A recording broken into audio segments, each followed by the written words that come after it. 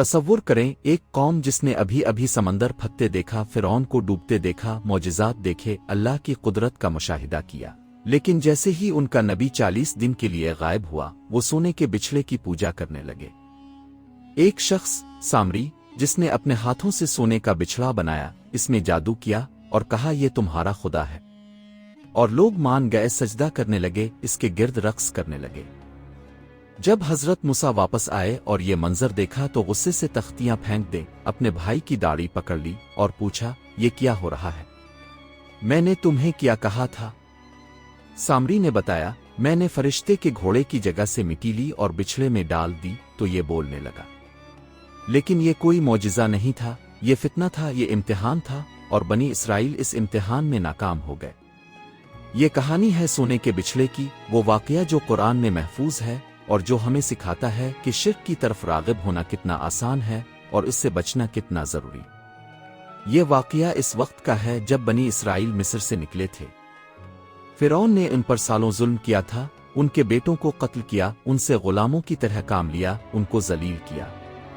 फिर हज़रत मूसा अलैहिस्सलाम आए, अल्लाह के नबी, जिन्होंने फिरौन को ललकारा, मौजिज़ात दिखाए और बिलाखिर बनी इसराइल को लेकर निकल गए। जब फिरौन ने ताक़ुब किया तो अल्लाह ने समंदर फाड़ दिया, बनी इसराइल खुश्क रास्ते से गुजर गए और फिरौन और उसकी फ़ौज डूब गई। ये इतना बड़ा मौजिज़ा था कि बनी इसराइल को हमेशा याद रहना चाहिए था। उन्होंने अपनी आंखों से देखा कि अल्लाह की कुदरत कैसी है, अल्लाह कैसे अपने बंदों की मदद करता है। लेकिन बनी इसराइल का ईमान कमज़ोर था, वो जल्द भूल जाते थे, जल्द बहक जाते थे। जब वो समंदर पार करके सहराए सीना में पहुंचे तो रास्ते में उन्होंने एक कौम देखी जो बुतों की पूजा कर रही थी। बनी इसराइल ने हज़रत मूसा से कहा, ए मूसा, हमारे लिए भी एक माबूद बना दो जैसे उनके माबूद हैं। हज़रत मूसा हैरान रह गए, उन्होंने कहा, तुम वाकई जाहिल कौम हो। जो कुछ ये लोग कर रहे हैं ये तबाही का काम है, और जो कुछ ये करते हैं ये बातिल है। क्या मैं तुम्हारे लिए अल्लाह के सिवा कोई और माबूद तलाश करूं, जबकि इसने तुम्हें तमाम जहानों पर फजीलत दी है? यानी अल्लाह ने तुम्हें फिरौन से निजात दी, समंदर फाड़ा, तुम्हें इज्जत दी, और तुम बुतों की पूजा करना चाहते हो। ये बनी इसराइल की सोच थी, वो हमेशा माद्दी चीज़ों को देखना चाहते थे, उनके लिए ईमान बिलगैब मुश्किल था। फिर अल्लाह ने हज़रत मूसा को कुआं तौर पर बुलाया। अल्लाह ने कहा, 30 रातों के लिए आ जा। हज़रत मूसा अपनी कौम को छोड़कर कुआं तौर की तरफ गए। उन्होंने अपने भाई हारून अलैहिस्सलाम को अपना कायम मकाम बनाया और कहा, मेरी कौम में मेरी जगह रहो, इस्लाह करो और फसाद करने वालों की राह पर ना चलो। हज़रत हारून भी नबी थे, नेक थे, और हज़रत मूसा को यकीन था कि वो कौम को संभाल लेंगे। हज़रत मूसा कुआं तौर पर पहुंचे और अल्लाह से हम कलाम हुए। अल्लाह ने उन्हें तौरात दी, 10 अहकामात जो पत्थर की तख्तियों पर लिखे हुए थे। ये अहकामात बनी इसराइल के लिए शरीयत थे, क्या करना है और क्या नहीं करना। पहले 30 दिन मुकर्रर थे, फिर अल्लाह ने 10 दिन और बढ़ा दिए तो कल 40 दिन हो गए। उधर बनी इसराइल इंतजार कर रहे थे, मूसा कब आएंगे, और यहीं इब्लिस ने मौके पाया। कौम में एक शख्स था जिसका नाम सामरी था। बाज कहते हैं वो बनी इसराइल में से था, बाज कहते हैं बाहर से मिला था, लेकिन कौम के साथ चल रहा था। सामरी को कुछ खास इल्म था, जादू फरेब और लोगों को बहकाने का हुनर। इसने सोचा, ये मौका है कि मैं अपनी हुकूमत बनाऊं, अपनी अहमियत बढ़ाऊं, लोगों का लीडर बन जाऊं। सामरी ने लोगों से कहा, मूसा तो वापस नहीं आ रहे, शायद वो खो गए, शायद कुछ हो गया उनको। हमें एक माबूद बनाना चाहिए जो हमारे साथ रहे। और फिर इसने चालाकी से कहा, तुम्हारे पास जो सोने के जेवर हैं वो ले आओ। बनी इसराइल के पास सोना बहुत था, जब वो मिस्र से निकले थे तो मिस्रियों से सोना चांदी लिया था। लोगों ने सोना ला कर दिया, बालियां, कड़े, जेवरात, सब कुछ। सामरी ने ये सोना पिघलाया और एक बिछड़े की शक्ल बनाई, एक खूबसूरत चमकता हुआ सुनहरी बिछड़ा। लेकिन सामरी सिर्फ यही नहीं रुका, इसने इसमें जादू किया। कुरान में सामरी ने खुद बताया कि इसने क्या किया। इसने कहा, मैंने वो देखा जो उन्होंने नहीं देखा, तो मैंने रसूल के नक्श कदम से एक मुट्ठी ली और इसे बिछड़े में डाल दिया। ये क्या था?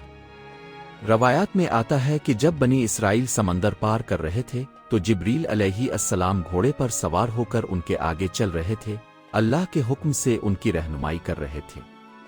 सामरी ने फरिश्ते के घोड़े के कदमों की जगह से मिट्टी उठा ली थी। इस मिट्टी में बरकत थी, खासियत थी। अब उसने वो मिट्टी सोने के बिछड़े में डाल दी और मौजिज़ा हुआ, बिछड़ा आवाज निकालने लगा। एक थुम्बा की आवाज जो जानवरों की तरह थी। ये अल्लाह का इम्तिहान था। अल्लाह ने इसको होने दिया, ना इसलिए कि अल्लाह सामरी के साथ था, बल्कि इसलिए कि बनी इसराइल का इम्तिहान हो, उनका ईमान परखा जाए। सामरी ने लोगों से कहा, ये तुम्हारा खुदा है और मूसा का खुदा है, लेकिन मूसा भूल गए और ऊपर पहाड़ पर ढूंढने गए हैं। ये बिल्कुल बेहुदा बात थी। कैसे एक सोने का बिछड़ा जो खुद अभी बनाया गया हो वो खुदा हो सकता है? लेकिन लोगों की अक्ल मारे गई। बनी इसराइल की अक्सरियत ने इस बिछड़े को सजदा करना शुरू कर दिया। उन्होंने इसकी पूजा शुरू कर दी, इसके गिर्द रक्स किया, इससे दुआएं मांगे। कुरान ने कहा, और मूसा की कौम ने उनके बाद अपने ज़ूरों से एक बिछड़े का बदन बनाया जो आवाज निकालता था। क्या उन्होंने नहीं देखा कि ये ना उनसे बात करता है और ना उन्हें कोई रास्ता दिखाता है? फिर भी उन्होंने इसे अपना माबूद बना लिया और वो जालिम थे। हजरत हारून ने रोकने की कोशिश की।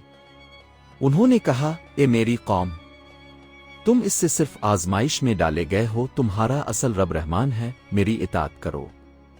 लेकिन लोगों ने कहा, हम उसकी पूजा करते रहेंगे जब तक मूसा वापस ना आ जाएं। हजरत हारून मजबूर थे, उन्होंने डराया समझाया, लेकिन लोग नहीं माने। हजरत हारून को खौफ था कि अगर मैं सख्ती करूं तो कौम तकसीम हो जाएगी, फसाद होगा, खाना जंगी होगी। उधर कुआं तौर पर हजरत मूसा को अल्लाह ने बताया, तुम्हारी कौम ने तुम्हारे बाद फितना में पड़ गई है और सामरी ने उन्हें गुमराह किया है। हजरत मूसा को बहुत गुस्सा आया और बहुत दुख हुआ। कुरान ने कहा, तो मूसा अपनी कौम की तरफ गुस्से में और दुखी दिल से वापस लूटे। वो तख्तियां हाथ में थीं, अल्लाह का कलाम तौरात। लेकिन जब उन्होंने अपनी कौम को बिछड़े की पूजा करते देखा तो गुस्से में तख्तियां नीचे फेंकते। फिर हजरत मूसा ने अपने भाई हारून को पकड़ा, उनके सर के बाल पकड़े, दाढ़ी पकड़ी और कहा, ए हारून, जब तुमने उन्हें गुमराह होते देखा तो किस चीज ने तुम्हें रोका कि मेरी पैरवी न करो? क्या तुमने मेरे हुक्म की नाफरमानी की? हजरत हारून ने आजिज़ी से जवाब दिया, ए मेरी माँ के बेटे, मेरी दाढ़ी और मेरा सर ना पकड़ो। मुझे डर था कि तुम कहोगे तुमने बनी इसराइल में तफरीका डाल दिया और मेरी बात नहीं मानी। हजरत मूसा समझ गए कि हजरत हारून बेकसूर हैं, उन्होंने रोकने की कोशिश की थी। फिर हजरत मूसा ने सामरी को बुलाया। सामरी आया, शायद कुछ तकब्बुर में, शायद कुछ डरते हुए। हजरत मूसा ने पूछा, ए सामरी, तेरा क्या मामला है? सामरी ने जवाब दिया, मैंने वो देखा जो लोगों ने नहीं देखा, तो मैंने फरिश्ते के नक्श कदम से मिट्टी ली और डाल दी, और मेरे नफस ने मुझे ये बात सुझाई। हजरत मूसा ने सामरी को सजा दी। उन्होंने कहा, तो निकल जा, और तेरी जिंदगी में तेरे लिए यह है कि तो कहता फिरे, मुझे चबाया मत। यानी सामरी को एक बीमारी लग गई, अगर कोई इसे छूता तो दोनों को बुखार आ जाता। वो लोगों से अलग हो गया, तन्हा रहने लगा और बाकी जिंदगी जिल्लत में गुजरी। फिर हजरत मूसा ने बिछड़े को देखा, वो सुनहरी बुत जिसने पूरी कौम को गुमराह किया था। उन्होंने इसे जला दिया, फिर उसकी राख समंदर में बहा दी। लेकिन मसला यह था कि कौम ने गुनाह किया था, बहुत बड़ा गुनाह, शिर्क का गुनाह। अल्लाह ने कहा, अब सिर्फ एक रास्ता है मुआफी का, और वो ये है कि तुम अपने आप को कत्ल करो। यानी जिन्होंने बिछड़े की पूजा की उनको कत्ल किया जाए। ये बहुत सख्त सजा थी, लेकिन जरूरी थी, ताका गुनाह का कफारा हो, ताका लोग समझें कि शिर्क कितना बड़ा जुर्म है। बनी इसराइल ने यह कबूल किया। जिन लोगों ने पूजा नहीं की थी उन्होंने तलवारें उठाईं, और जिन्होंने पूजा की थी उन्हें कत्ल करना शुरू किया। हजारों लोग मारे गए। फिर अल्लाह ने रहम किया और हजरत मूसा से कहा, बस करो, अब बहुत हुआ। जो बाकी बच्चे वो मुआफ हो गए। लेकिन यह वाकया बनी इसराइल की तारीख में एक सिया धब्बा बन गया। सामरी और बिछड़े की कहानी से हमें क्या सबक मिलते हैं? पहला सबक, शिर्क सबसे बड़ा गुनाह है। बनी इसराइल ने अल्लाह को छोड़कर बिछड़े की पूजा की और इतनी बड़ी सजा मिली। दूसरा सबक, लीडर की गैर मौजूदगी में फितना फैल सकता है। जैसे ही हजरत मूसा गए लोग बहक गए। तीसरा सबक, जाहिरी चमक दमक से धोखा ना खाओ।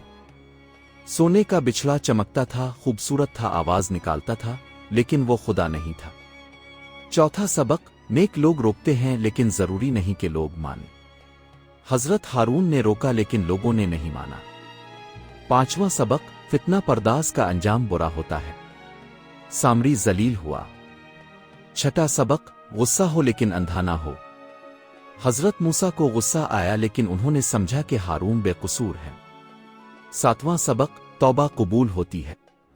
जिन्होंने सच्ची तौबा की अल्लाह ने मुआफ कर दिया। आठवां सबक, इम्तिहान कभी भी आ सकता है। बनी इसराइल ने सोचा नहीं होगा कि अभी मौजिज़ा देखा और इतनी जल्दी इम्तिहान आ जाएगा। नवां सबक, शैतान हमेशा मौका तलाश करता है। सामरी ने मूसा की गैर मौजूदगी का फायदा उठाया। 10वां सबक, अल्लाह का कलाम कीमती है। तख्तियां जो फेंकी गईं वो अल्लाह का कलाम थीं। हमें कुरान की कदर करनी चाहिए। आज भी सोने के बिछड़े हैं। माल, शोहरत, ओहदा, हर वो चीज जिसे अल्लाह से ज्यादा अहमियत दी जाए वो बिछड़ा बन जाती है। अल्लाह हमें हर किस्म के शिर्क से बचाए और तौहीद पर कायम रखे। आमीन।